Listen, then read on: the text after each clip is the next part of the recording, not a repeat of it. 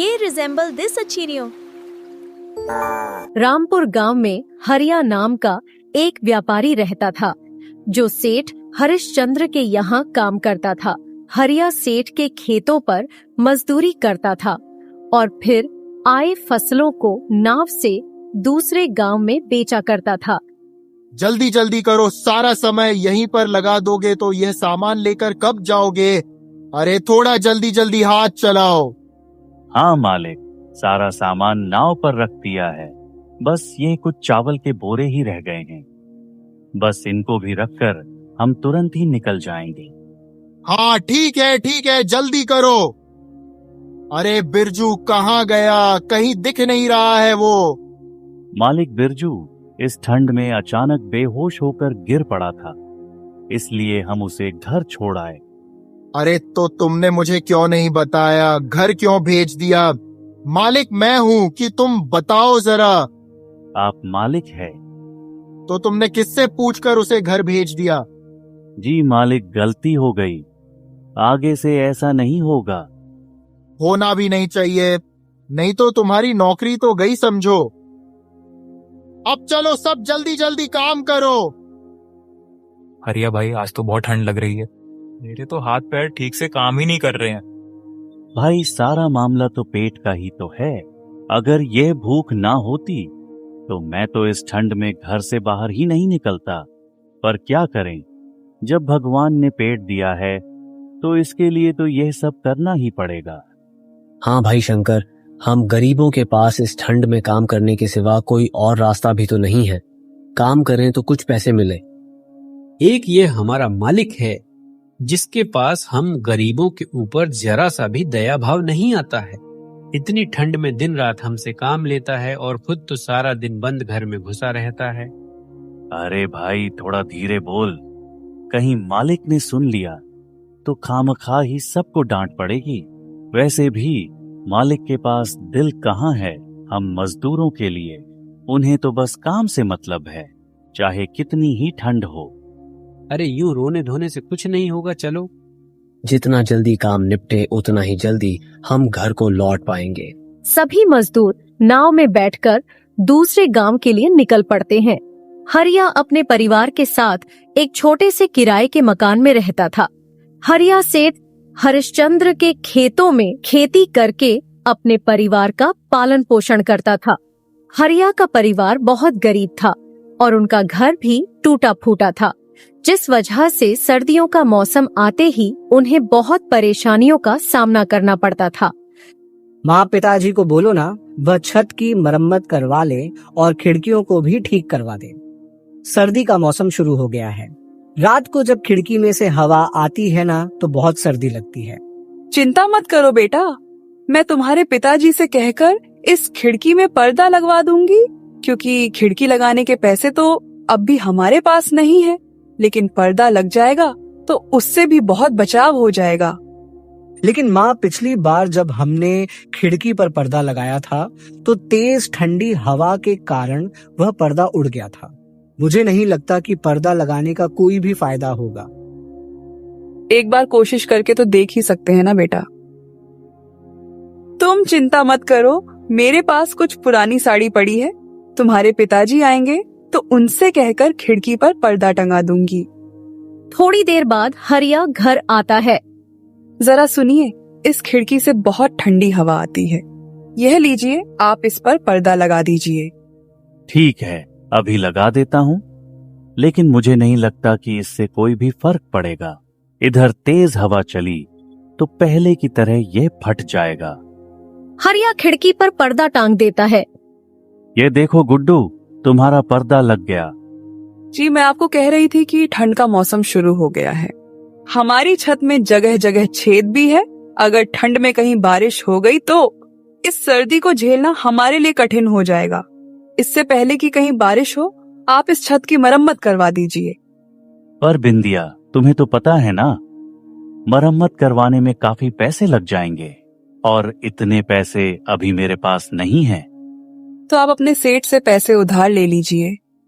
बिंदिया, तुम्हें तो पता ही है ना, सेठ हरिश्चंद्र इतनी आसानी से पैसे देने वाला नहीं है। मेरी तनख्वाह ही वह बहुत मुश्किल से देता है, तो मुझे उधार में पैसे क्यों देगा? नहीं तो हमारे गांव में जमींदार गिरधर भी तो है, आप उससे पैसे ले लीजिए। आप किसी से भी पैसे ले लीजिए, बस छत की मरम्मत करवा दीजिए। ये ठंडी हवा अब हमसे बर्दाश्त नहीं होती है। अगर बारिश हो गई तो हमारा क्या होगा? ठीक है बिंदिया, मैं गिरधर के पास जाकर कुछ पैसे उधार मांग कर देखता हूँ। थोड़ी देर बाद हरिया जमींदार गिरधर के पास पहुंच जाता है। अरे आओ हरिया, कहो कैसे आना हुआ? आखिर इतने दिनों बाद अचानक तुम्हें हमारी याद कैसे आए? जमींदार जी, मुझे कुछ पैसे उधार चाहिए थे। अच्छा, तो तुम उधार लेने आए हो? उधार तो मैं तुम्हें दे दूंगा, लेकिन प्रतिशत ब्याज लगेगा। जमींदार जी, ब्याज कुछ कम नहीं हो सकता। नहीं भाई हरिया, ब्याज तो 3% पर लगेगा। गांव के बाकी लोगों को भी मैं 3% पर ही ब्याज देता हूँ, तो भला तुम्हें कैसे कम लगा सकता हूँ? अगर मैं तुम्हें ब्याज कम लगाया तो गांव के अन्य लोगों के साथ बेईमानी होगी ना? हाँ, बात तो आपकी ठीक है, मगर अरे अगर मगर के चक्कर में मत पड़ो। मैं कौन सा आज ही तुमसे पैसे मांग रहा हूँ। अभी कुछ दिन रहने दो, अगले महीने बाद से ब्याज की रकम चुका देना। मुझे भी कोई जल्दी नहीं है। ठीक है जमींदार जी, तो आप मुझे 3% ब्याज पर ही पैसे दे दो। हरिया जमींदार से पैसे लेकर अपनी छत की मरम्मत करवा लेता है। देखो बिंदिया, अब तो छत की मरम्मत भी हो गई है और खिड़कियां भी ठीक हो गई हैं। अब घर में ठंडी हवा भी नहीं आ रही है। अब हमारी ठंड भरी रात आराम से गुजर जाएगी। जी हाँ, बड़े दिनों बाद आराम मिला है घर में, वरना ठंडी हवाओं से तो पूरा शरीर कांप रहा था।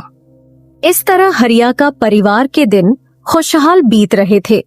हरिया का काम भी अच्छा चल रहा था। कहिए मुंशी जी, क्या चल रहा है? सब ठीक तो है ना? हाँ, डर जरूरी है, नहीं तो जमींदारी नहीं चलेगी। आज की जो भी आमदनी होगी वह मुझे बता देना। वही तो देने आया हूँ हुक्म, लेकिन एक छोटी सी दिक्कत है एक जने को लेकर। दिक्कत किस वजह से हो रही है तुमको? हुक्म, वह हमारे गांव के मदन को लेकर उसने पिछले ही साल हमसे नाव खरीदने के लिए पैसे उधार लिए थे। हाँ, तो क्या हुआ? उसने उधार सही समय पर नहीं भरा। अरे हुक्म, भरता कैसे, उसका कारोबार ही ठप हो गया। सुना था कि उसकी दुकान में चोरी हो गई थी, जिससे उसे बहुत घाटा हुआ और अब वह उधार नहीं भर पा रहा। अच्छा ऐसा है, तो जो उसने नाव खरीदी है उसे उठा लो। गिरधर बहुत ही चालाक और लालची जमींदार था। पहले गांव के लोगों को बड़े भारी ब्याज पर पैसे देता था और ब्याज न चुका पाने पर उनके घर, खेत खलिहान सब हड़प लिया करता था। यह पैसा रखो, जमींदार की आदमी आएंगे तो उन्हें यह पैसे दे देना। और कब तक देना होगा जी? गुड्डू अब बड़ा हो रहा है, उसकी पढ़ाई के लिए भी तो कुछ जमा करना होगा ना। और ज्यादा दिन नहीं, लगभग सब चुकता हो ही गया है। बस भगवान की कृपा से इसी तरह काम चलता रहा तो अगले आने वाले 3 महीनों में हमारा सारा कर्जा चुकता हो जाएगा। भगवान करे ऐसा ही हो। गुड्डू कहाँ है? वह पढ़ रहा है। उसका अच्छे से ख्याल रखना, आखिर वही हमारे लिए सब कुछ है। चलो मैं अब निकलता हूँ, नहीं तो काम में देरी हो जाएगी। अच्छे से जाइएगा। हे भगवान, बारिश होने लगी, ना जाने तुम्हारे पिता रह गए। भगवान करे सब ठीक हो। माँ क्या हुआ? कुछ नहीं बेटा, तुम अंदर चलो, मैं अभी आती हूँ। भगवान उनकी रक्षा करना। इतनी बारिश हो रही है, बस वह सुरक्षित घर आ जाए। अरे थोड़ा सा खा लो ना बेटा, नहीं तो ये खाना बर्बाद हो जाएगा ना बेटा। माँ मुझे भूख नहीं लगी है। रात बहुत बड़ी है बेटा, अगर अभी नहीं खाओगे तो रात में भूख लग जाएगी। माँ आप कब खाएंगे? बस आपके पापा आ जाए तब हम एक साथ खा लेंगे। तुम खाकर सो जाओ। लगता है तुम्हारे पापा आ गए, मैं दरवाजा खोलकर आती हूँ। जी आप कौन? क्या ये हरिया का घर है? हाँ कहिए। आज नदी से नाव ले जाते समय बीच रास्ते में नाव पलट गई। नाव पलट जाने से हरिया की उस नदी में ही मौत हो गई।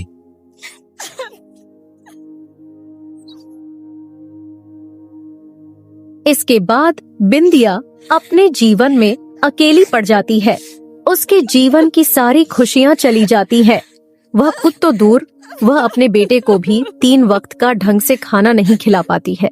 ऊपर से जमींदार के पैसे ना लौटाने पर उसको खूब खरी खोटी सुननी पड़ती है। वह दिन के आधे समय में सिर्फ रोती रहती थी। उसे जीने की कोई इच्छा न थी, इसलिए वह खुद को मारना चाहती थी। लेकिन यह सब सोचते ही उसे अपने बेटे की याद आ जाती थी।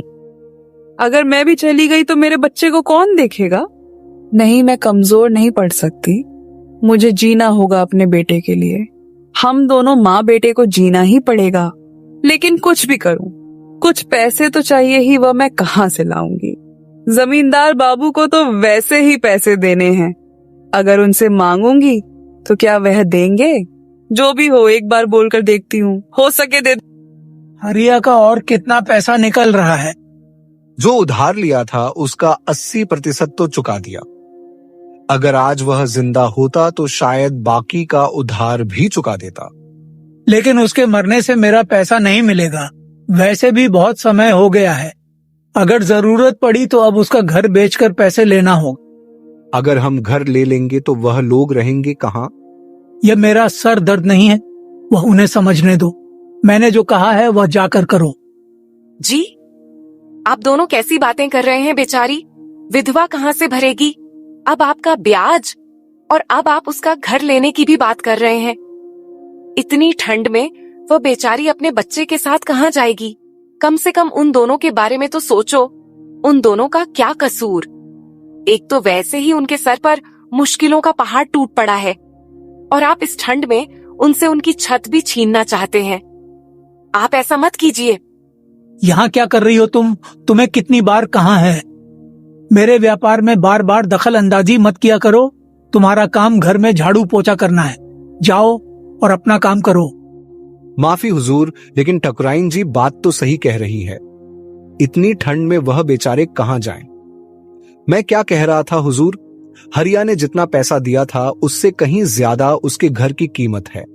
इसलिए आप वह का घर ले लीजिए और उन्हें नदी किनारे वाला आपका जो पुराना घर है ना, वह उनको दे दीजिए और थोड़े बहुत पैसे भी दे देना।